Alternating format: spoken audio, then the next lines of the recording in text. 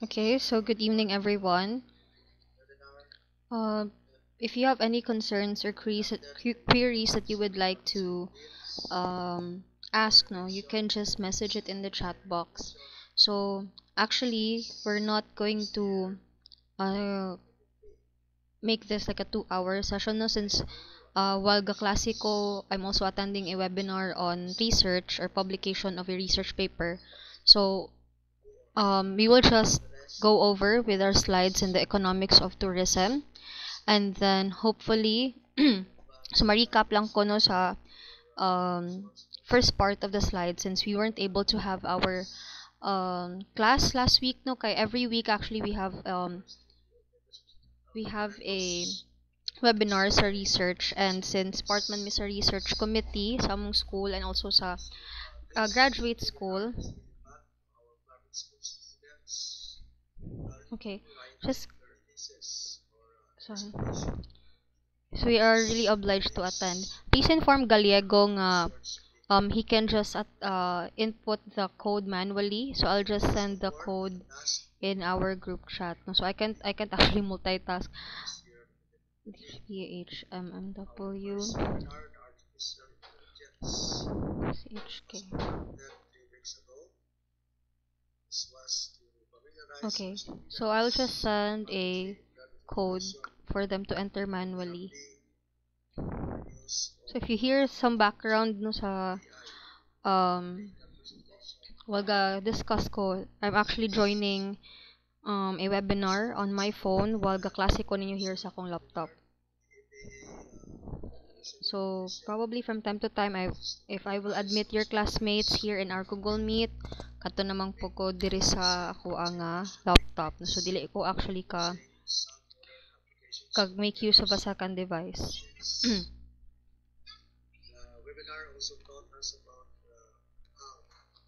So before we will start, let us pray first. In the name of the Father, the Son, and the Holy Spirit, amen. Almighty and ever-living God, we praise and glorify your name. We thank you for the countless blessings that you have bestowed on us, especially the gift of life. We hope and pray that you send forth your Holy Spirit in each one of us so that you may continue to guide us in everything that we do and in everywhere that we go. This we ask through Christ our Lord. Amen. In the name of the Father, the Son, and the Holy Spirit. Amen. Okay, so good evening once again, everyone.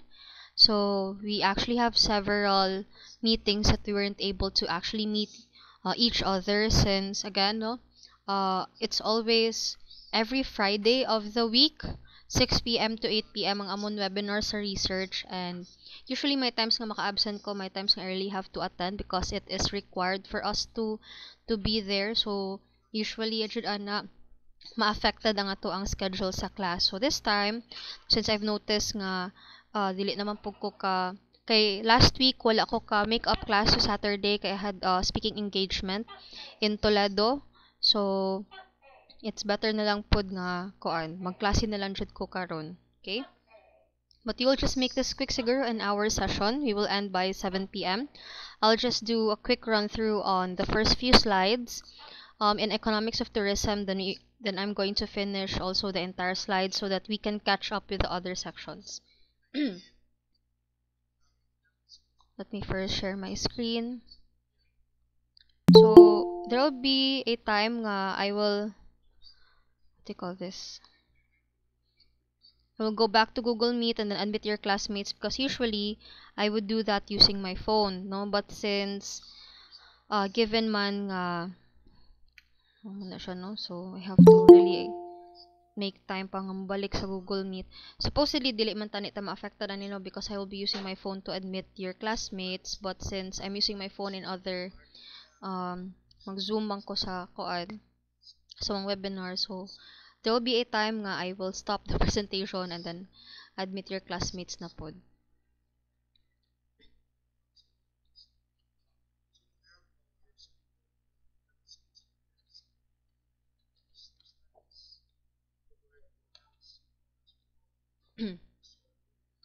Okay, we will start with the very beginning.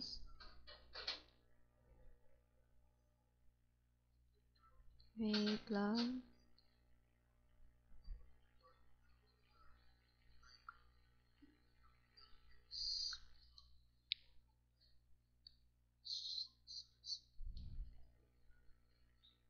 Okay, so the very beginning of our discussion, this is one of economics of tourism and hospitality. So we weren't able to actually have the first few slides na discussion since, syempre, I wasn't able to be around last week.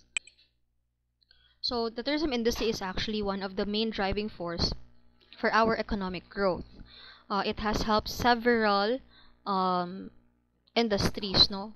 Not only in our tourism and hospitality industry, but it's able to also um, have a big impact on business community, on our local government unit, not just in the business community, but also our community in general, because with tourism, it can actually provide um, or generate a lot of jobs at the same time, is a main source of income for other establishments, knowing that there are a lot of tourists traveling and spending a lot of money on different local products and services.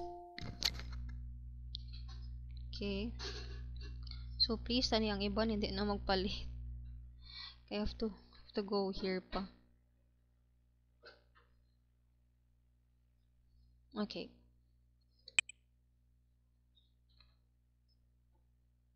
Wait lang.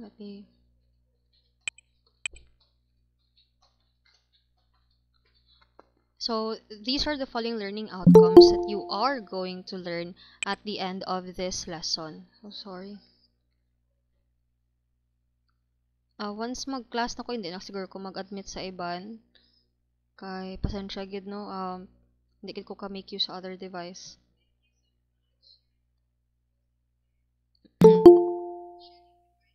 Hindi gid ko ka. After this, hindi na ako mag-admit. Thank you. Kay kambudlay na gid mag in and out of the presentation. So at the end of this lesson, you're expected to explain the role of tourism and hospitality in economic development. Next is to analyze the economic impact of tourism and hospitality on a destination area, and also to differentiate the direct effects and secondary effects of tourism, expenditures on the economy, and of the host area, to elucidate the meaning of tourism multiplier and its effect on the economy of the host country. Wait. Ay, naku, wait lang, kid.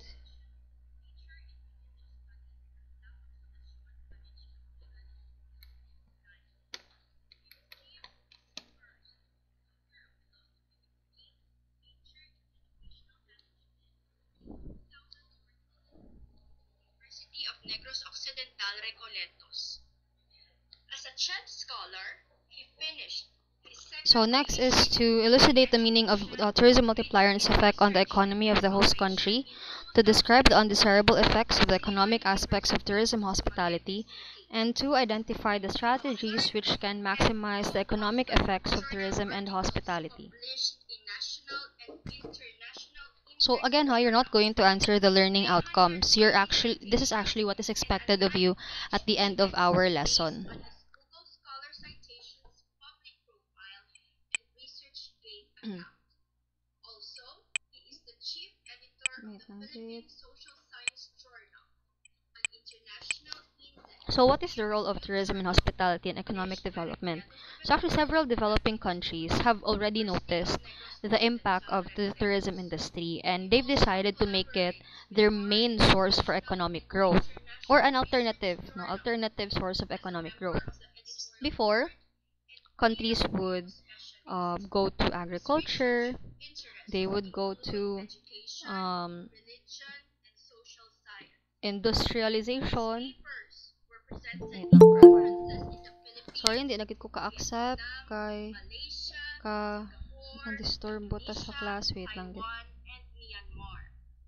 May paano? He was 6, conferred late na an magsulod. Asian Researcher Award by International Association of Scholarly Publishers, Editors, and Reviewers in 2019 for his passion for research and publication. Okay. He was also conferred a Research Fellow. So again, there are several developing countries that have used tourism and hospitality development as an alternative to help economic growth. So others would go to agriculture, to industrialization as their means, no, or as their main source for economic growth. Amo gina sila ang iyahang um, muna sila ang ilaha jud nga source no when it comes to income, GDP. So when they saw that a lot of people are actually traveling na, no, when they travel already and then they have a lot of disposable income and they spend so much money in traveling. That's why they decided to choose no the tourism and hospitality industry as an alternative for economic growth. Why? Because first, there are a lot of continuous demand for international travel in developed countries. And when a lot of people will travel, usually they have a lot of disposable income. Disposable income is basically your extra money right after that you have spent, no? For example, gasweldo ka og at least 60, 70,000 a month. So you spend that money on bills and then my remaining pa ka nga extra money which you can either put aside, put it in the bank or in short, maybe you can spend it on travel or other luxury things. So with this, the Organization for Economic Cooperation and Development, or OECD, has concluded that tourist and hospitality provides a major opportunity for growth to countries that are at the intermediate stage of economic development. So since nakita man nila nga damo man tourists mag-travel, at the same time damo man sila disposable income or extra money nga nahabilin right after paying their bills, they would eventually decide nga since people are traveling na, most of them are foreigners and they have a lot of money or extra money, we're going to develop our infrastructures, develop our natural resources or our natural and man-made tourism destinations so that mag-encourage pa taog more tourists to travel and spend their money in our country. So with this, since damo man mga turista and there are also a lot of opportunities to build infrastructures, that would also mean that there will be a lot of opportunities for people to be hired. Kay syempre, our industry is a service-oriented industry. Kinahanglan ta og manpower to accommodate our tourists. And with this, damo ang matagaan trabaho, kung wala ka na-employ sa usa ka tourism establishment, pwede man ikaw ang mo-own og business, no? So with owning the business, ikaw pod maka-generate kag income, di ba?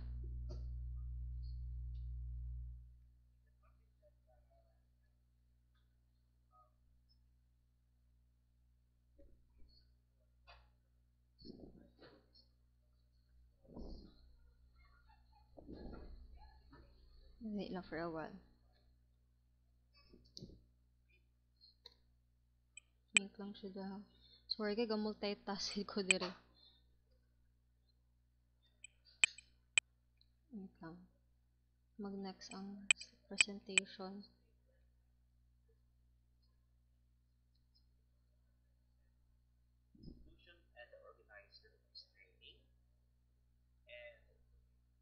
Okay. So again, many countries have utilized tourism and hospitality as a means to increase foreign exchange earnings to produce investment necessary to finance economic growth. The tourism and hospitality industry's economic impact on a destination area can be immense since it provides a source of income, employment, and foreign exchange. Ay, sorry, nag-skip.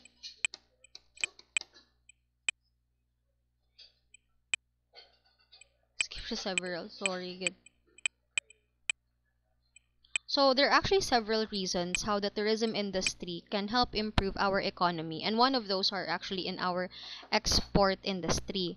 So before we used to rely on our exports, no, or when we export our local products and services, we do that so that not only that other countries can experience our local products and services, um, ma-expand pa ang ato ang target market and not just selling it locally but also internationally.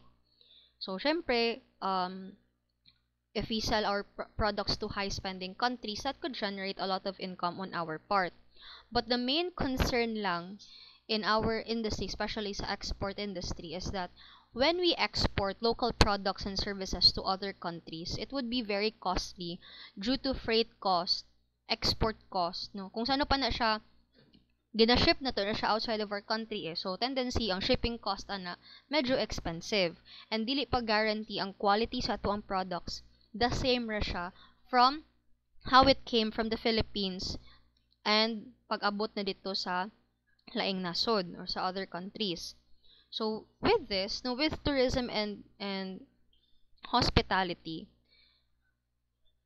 we can bring our consumers who are foreigners, no, mga customers nato, consumers nato who are foreigners. We will bring them to the Philippines and we will not be paying anymore like shipping fee, freight cost, di na ta mo bayad ana, because instead of bringing a lot of our local products and services outside of our country, we are bringing the consumer to our country. That would save us a lot of freight cost, shipping cost. And with this, si turista maka-visit sa tuang country and be able to buy our local products and services at a cheaper price. Kaya syempre, if we export our local products and services, ang price ana niya abroad will be much expensive or much higher, no, or mas expensive pa compare if we sell it in our local locality, no, if we sell it here in the Philippines.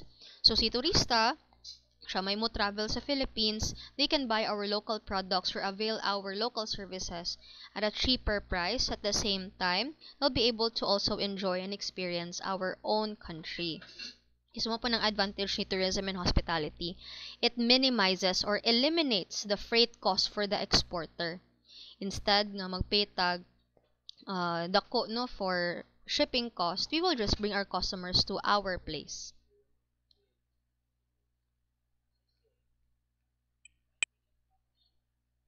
And again, there's a lot of demand for pleasure travel.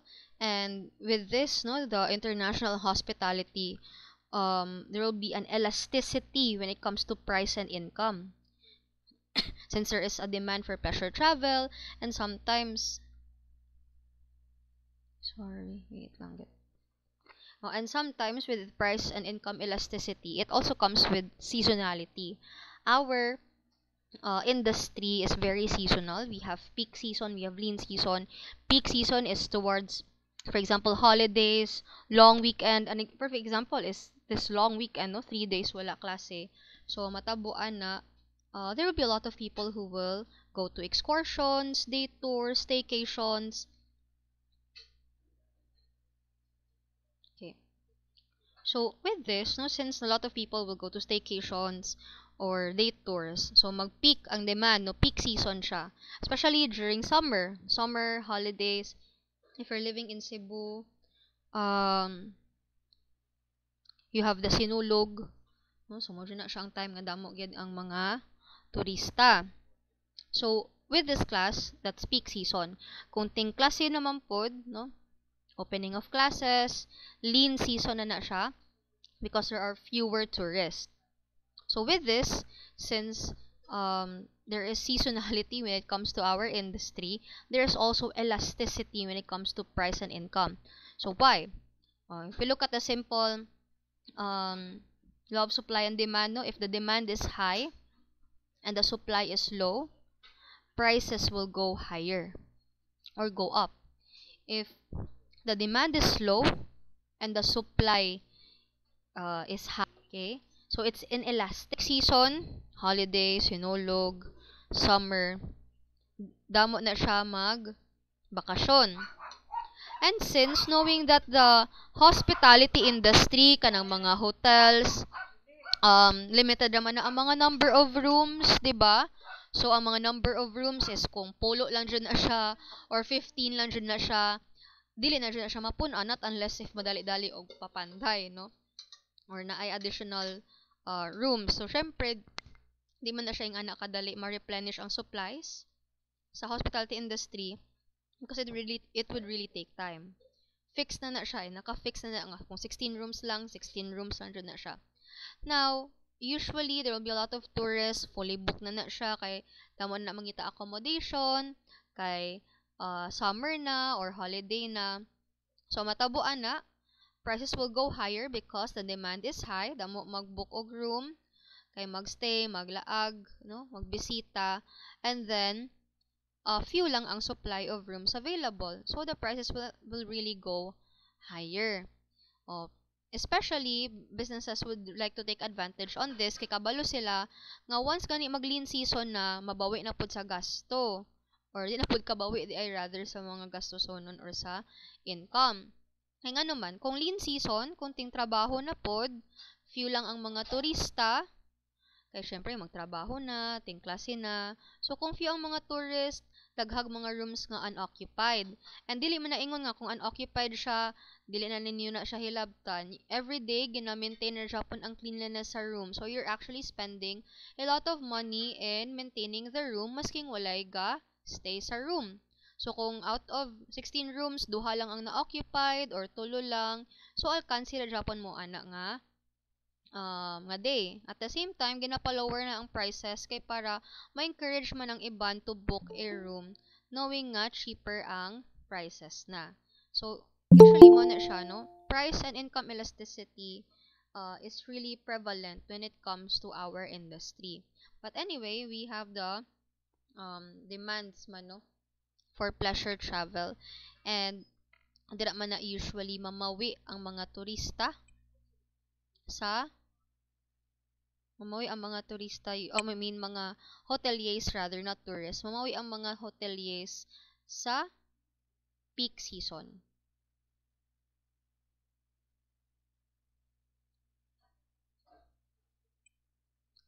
Next.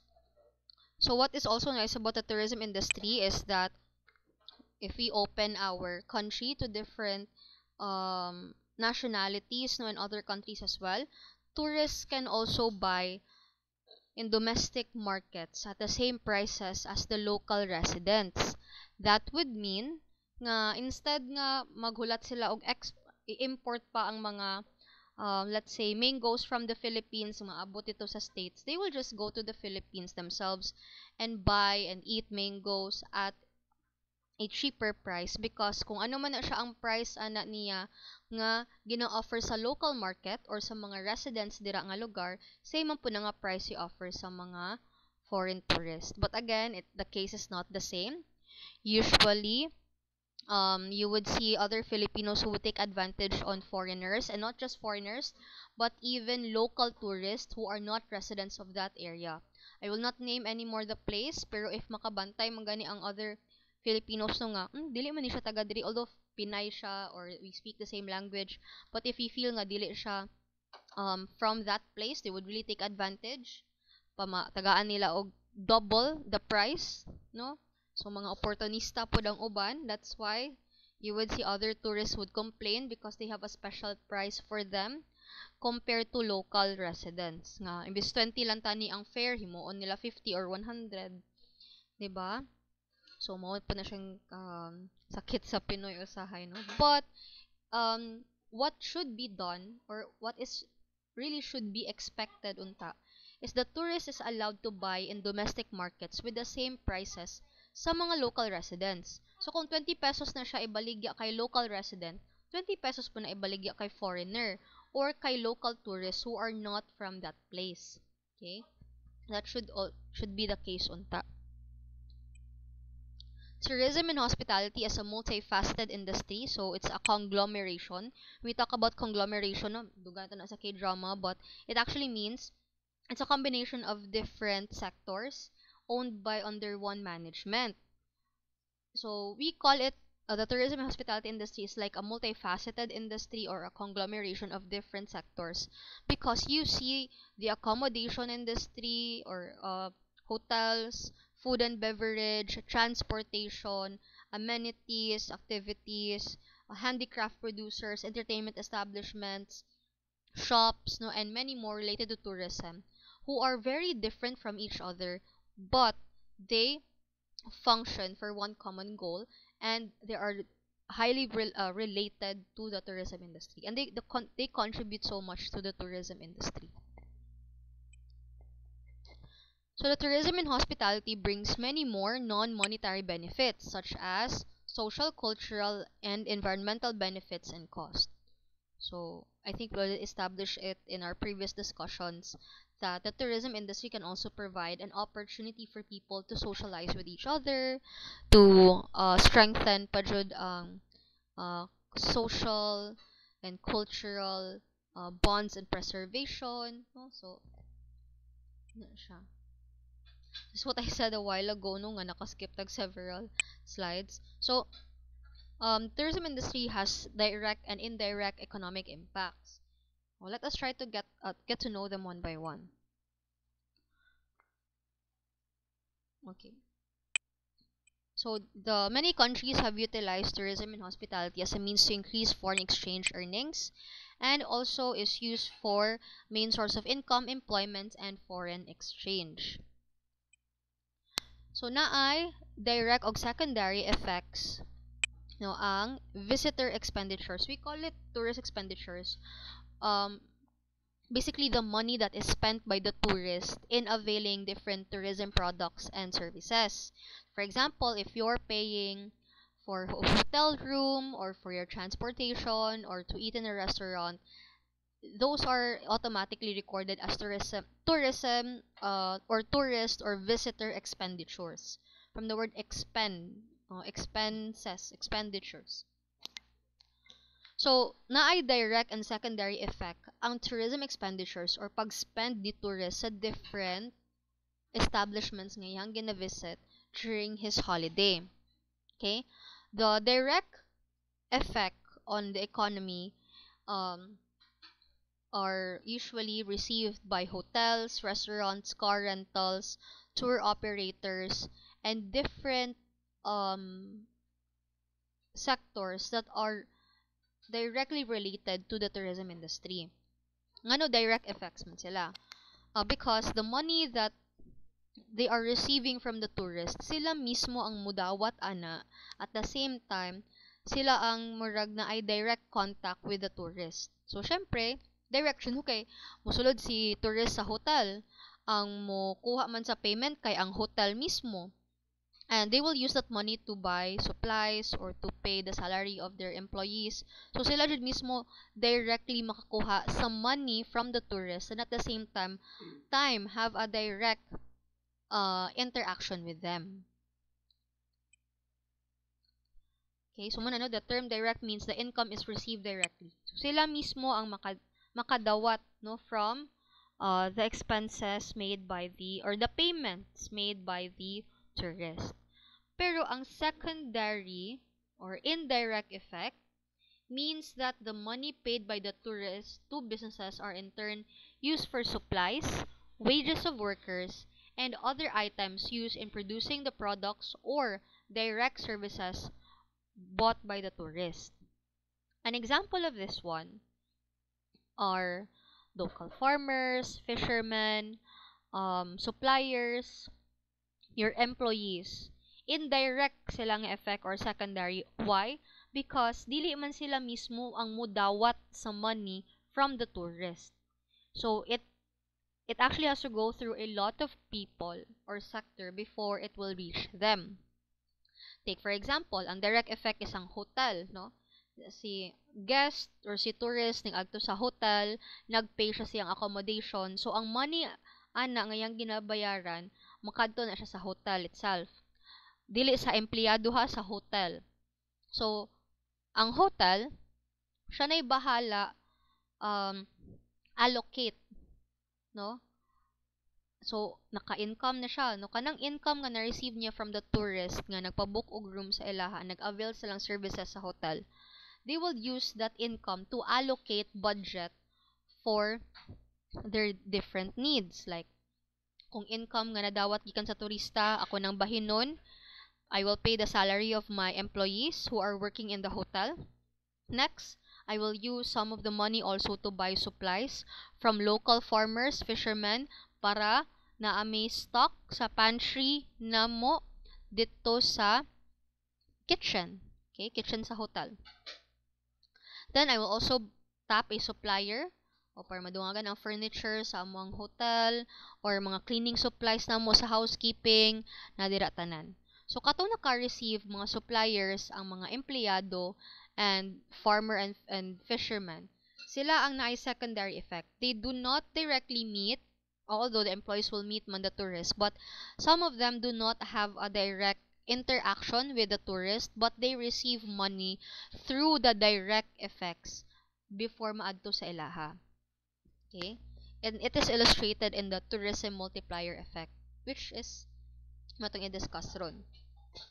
The term multiplier is used to describe the total effect, both direct and secondary, of an external source of income.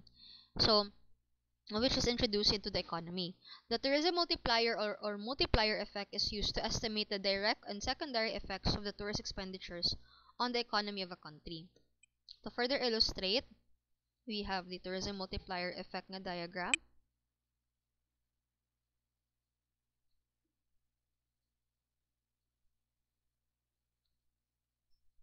Sorry, wait lang. Tanaw ko lang.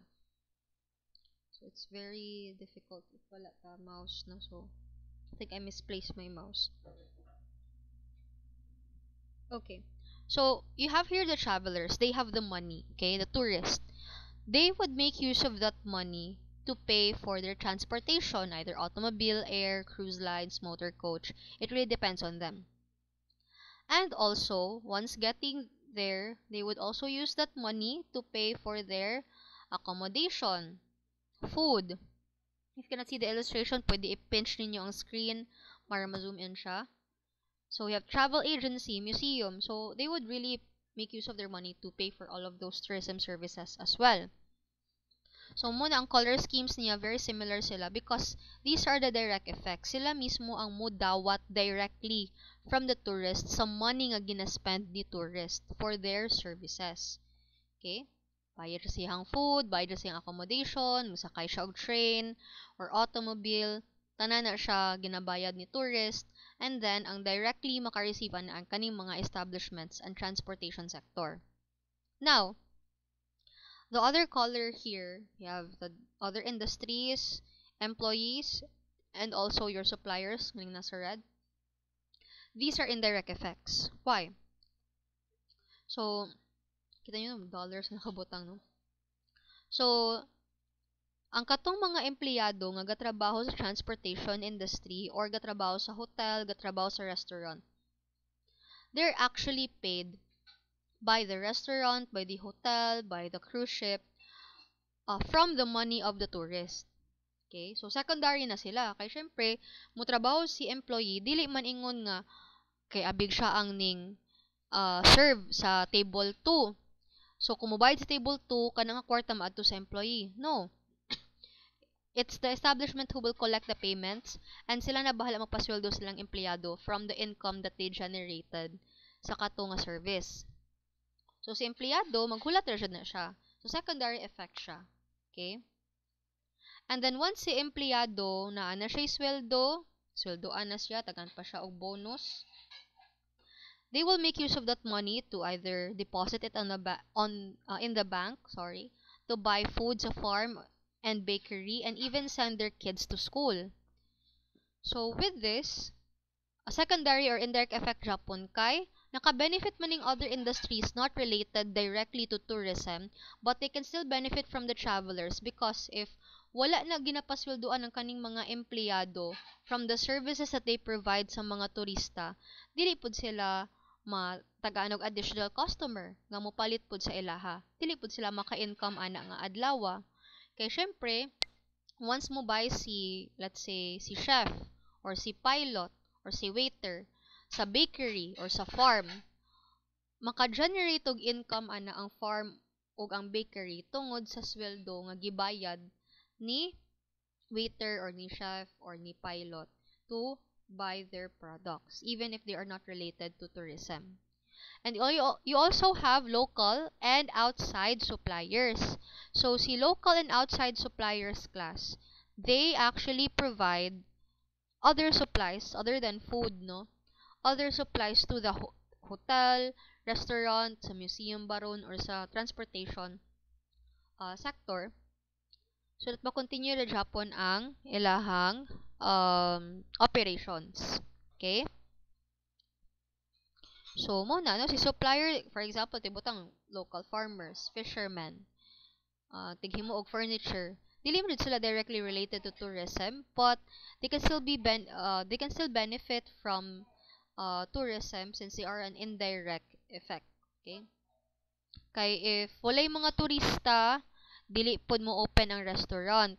Pero kung naay turista nga mukaon sa restaurant, magkinahanglan man na sila og supplies para silang ingredients. So magtawag na sila mga suppliers, mag-outsourcing na sila, ato sila mga local farmers, ato sila og mga fishermen. So mo nay mo supply sa ilaha. So si fisherman no, tungod sa mga turista nakakwarta siya kay siya man ang direct supplier sa restaurant.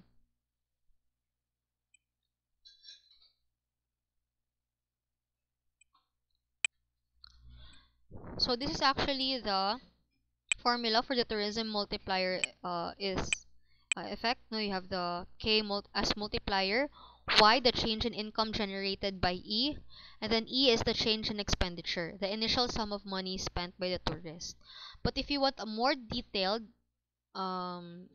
multiplier formula, so muna siya, K is equals to 1 minus L, and then this parenthesis na mga different variables po.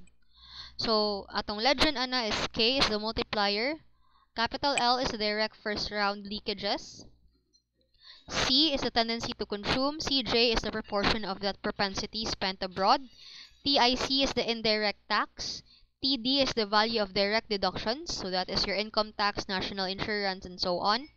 B is the level of government benefits, M is the value of imports. So most developing economies have an income multiplier that ranges from 6.6 and 1.2, while developed economies have a range between 1.7 and 2.0. So we will not just dwell on that. No, tiwasan na sa tanan nga slides and then we can just come back to the tourism multiplier later on. So with the cost-benefit ratio, this is also people in the tourism and business industry would like to know because usually they make use of the cost-benefit ratio to know the extent of potential benefits and their cost. And there are several procedures on how to arrive at a cost-benefit ratio. First step is to determine where the tourist money is spent. Second is to determine what percentage of each expenditure leaves the local economy. 3 is derive a multiplier effect ratio applied to income that reflects multiple spending with the economy. Number 4, apply the multiplier effect to the tourist expenditures to arrive at the total benefits of tourist expenditures in dollars, and to derive a cost-benefit ratio expressed as dollars received or dollars spent, and derive a cost-benefit ratio to tourist expenditures to provide estimates of income and cost of tourist business to a community for both the private and public sectors.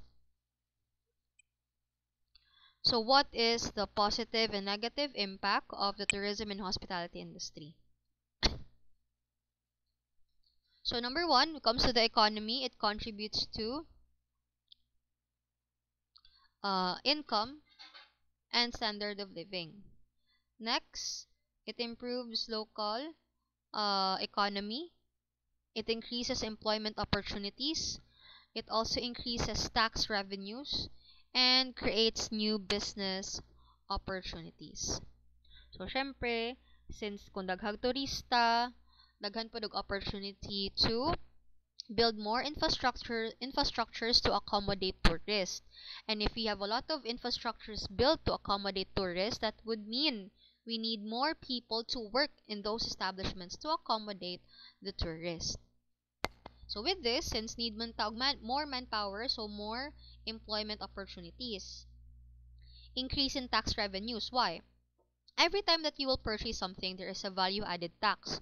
Now imagine if there are also other foreigner or tourists local tourists that would spend their money to buy or to avail different products and services in our country. With this, since daghan man nag-purchase, daghan pod o mga daghan po tag tax revenue. From which is derived from the value added tax. It creates new business opportunities. So, syempre, makita sa mga negosyante, daghan kayo ga-visit ani nga falls. So, wala pa may mga accommodations nearby. I will just make use of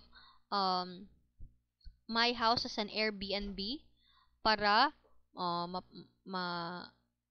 kuanan ako no himon ako siya as negosyo. Other than that, not only sa kana as a negosyo no, ang uban pod mutukod sila og kapihan, no? Magtukod sila og what do you call this? Not just coffee shops no, or even kanang mga kuan lang, mga local tindahan lang no nga para at least since daghan mga turista dira no, naapod sila ay source of income. That's a positive side on the economy. Negative side. So on the negative side, it increases price of goods and services, increases price of land and housing. So syempre no, take advantage ng mga tao no, there is an increase in demand. Syempre, limited ang supply, there's also an increase in prices. Increase of price of land and housing, increase cost of living, increases potential for imported labor. Seasonal tourism creates high risk, under or unemployment issues. So, syempre, seasonal man ta. Kung peak season, damo ang i-hire, kay damo tourist. Usually, mga on-call rin na siya. If mag-OJT na mo, you will really encounter a lot of on-call employees. And then, kung lean season po, there is no need naman for, let's say, 50 kabilog na or kabuok. Hindi lang ko hiligay nun. So, there's no need naman for 50 kabuok nga mga employees. Kaya, syempre, wala man kaayo yung mga functions, wala may events. Sa una na ay mga events, so siguro we need 50 waiters, no? Sa banquet. Pag lean season, mingaw naman, wala na yung mga events. So, kanang 50, may mo lang siya og 10 or 5. Because, wala naman kay mga turista. There's no need for their services anymore. So, no? Na ay unemployment issues na because seasonal si tourism. Not all the time, daghan og employment. May uban, magdepende ra sa season. Environmental, sorry.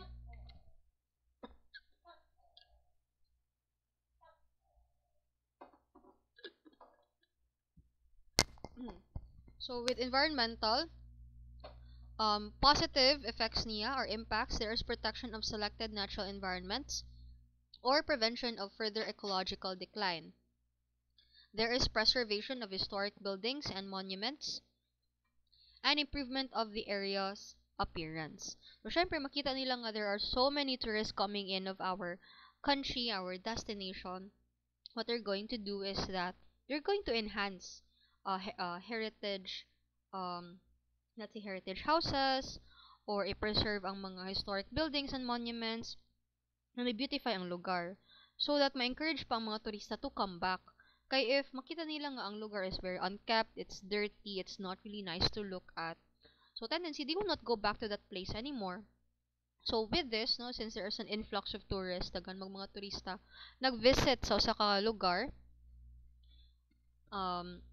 i-preserve nila, i-protect nila mga natural environment, i-preserve nila ang mga historical buildings, heritage houses, so that there is an improvement of the visuals of the place. At the same time, it is also pleasing to the eyes, and also nindot po siya on the part ni tourists, no? Mag-enjoy po siya kay na-beautify man ang lugar.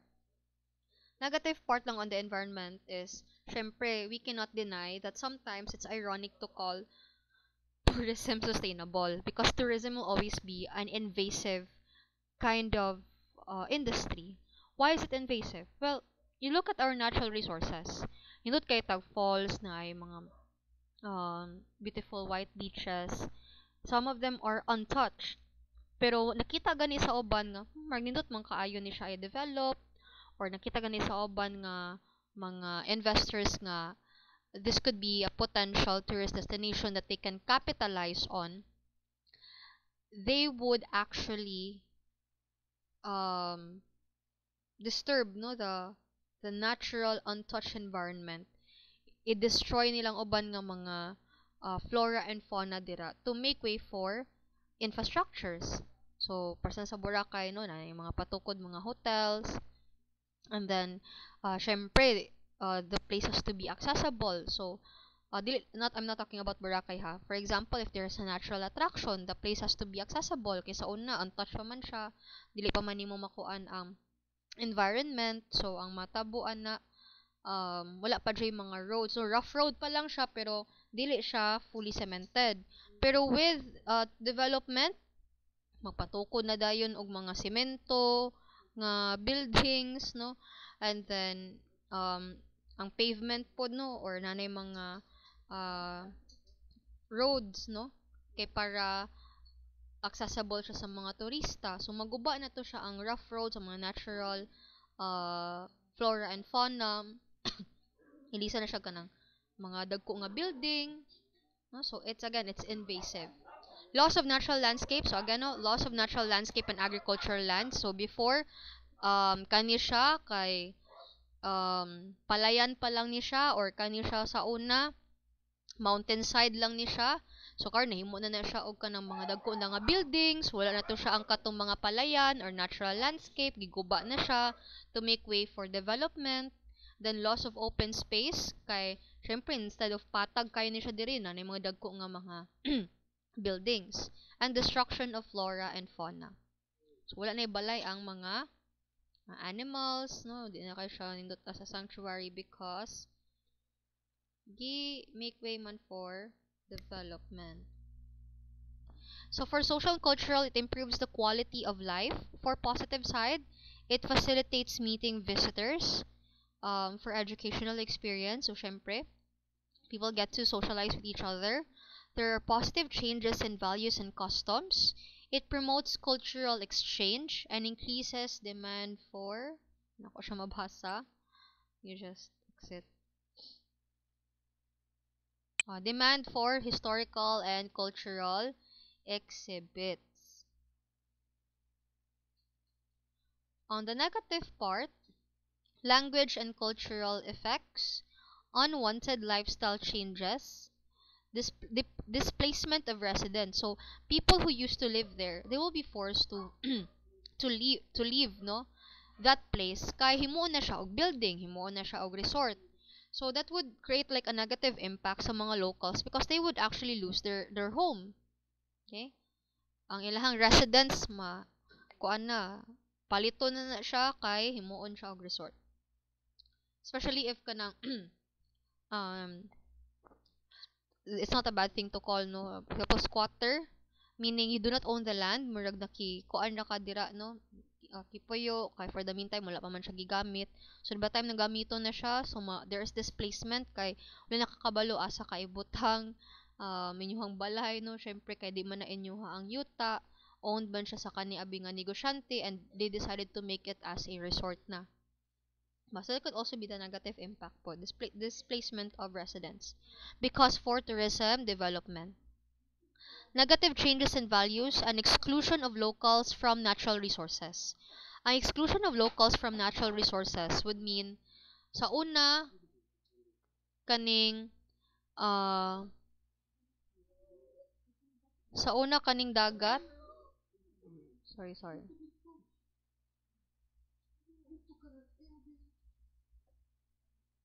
Okay, sorry. So, sa una, okay na ay ko flu season mong good ron. Naigitabang. So, sa una no, for example, kaning beachfront, ang dagat, ang maka-make use ng mga natural resources like mga isda, no, kay ang mga locals pa. Kaya syempre, since di wala naman sila nag-own ana nga lugar, kay gipalit naman siya sa mga dato nga negosyante who are not really from that place, especially o wala nila mga foreigners, no, nga would invest sa kana nga lugar. So wala na sila katungod ang mga locals dira kay gipalit na ang kana nga beachfront, then ang kanang dagat dira di na sila pwede kapangisda dira, no, kay gihimo na siya og beach resort. So syempre para na sa mga turista nga maglangoy-langoy, hindi na sila pwede kagamit sa mga natural resources ang mga locals. Okay?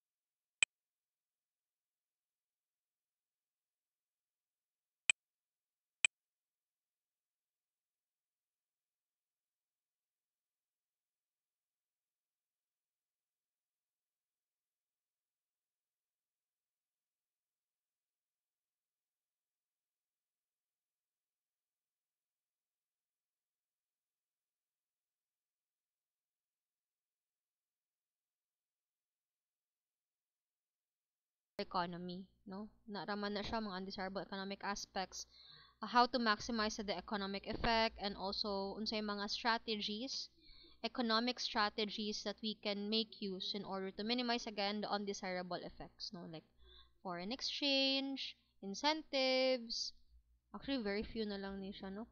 Import substitution. Halfway through na ta sa mga 20 plus na, over 41 slides. And I'm going to discuss that one probably next week na lang. Okay, once we are done with that, we can open a new topic. We can open a new topic sa chapter 5. Okay? Let me just turn on your microphone in case you have questions. With regards to the attendance, so I will just make use of what's this? Okay. I will just make use of the sorry kay kagawad sa edo, no. I will just make use of the extension from my Google Meet. So katong gi-generator japon sa Google Meet nga attendance, no. Dili lang ko mo tawag for now kay gadali ko mo attend sa webinar. Dayon ang katong nagamit og usa ka device, just kindly message me in the GC so that you will be acknowledged kay I've read some of the comments here nga one device damo ang gagamit. So paki-message na lang kung kinsa to ang mga students nga ga-share sa one device. Sa GC na lang please para at least ako ang malista. Okay, thank you. So again, I will not call anymore your attendance. I will just generate it using my extension here sa Google Meet na ko. And then I will just take a picture and also send it in our GC. Okay, so thank you so much everyone. Before we will end, let us pray first in the name of the Father, the Son, the Holy Spirit. Amen. Glory be to the Father, and to the Son, and to the Holy Spirit, as it was in the beginning, is now, and will be forever. Amen. In the name of the Father, the Son, the Holy Spirit. Amen. Thank you so much once again, everyone, and see you all next week for the continuation of our discussion. Your midterm scores will be posted probably this week or this weekend na lang, no, kaya I wasn't able to Term scores. so busy ko this past few days, so basin karon pa ko nga long weekend maka-check sa inyong midterm exam scores. Okay? So thank you so much, everyone. I will just take a picture of your attendance and post it in our Google Classroom. Sorry, Everyone, I will just take a GCDI. picture of your Thank you attendance so and much, post it in everyone. Good our night. Google Classroom. Sorry. Ayo, ganda mo kamera. Bye, Thank you so much, everyone. everyone. Goodbye, Good night. Ano, everyone. bye Bye, ma'am. ma'am. Thank Thank you. you. Bye ma'am. Thank you Bye, ma'am. ma'am. Everyone. Good night ma'am.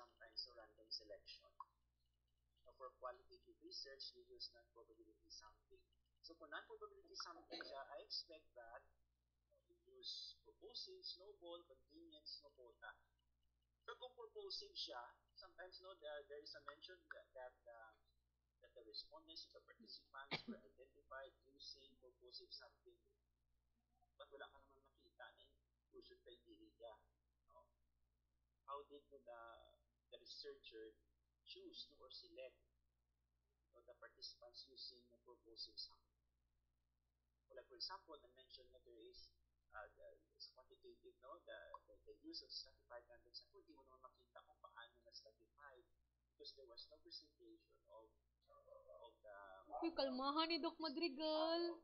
Nabaguhan ko.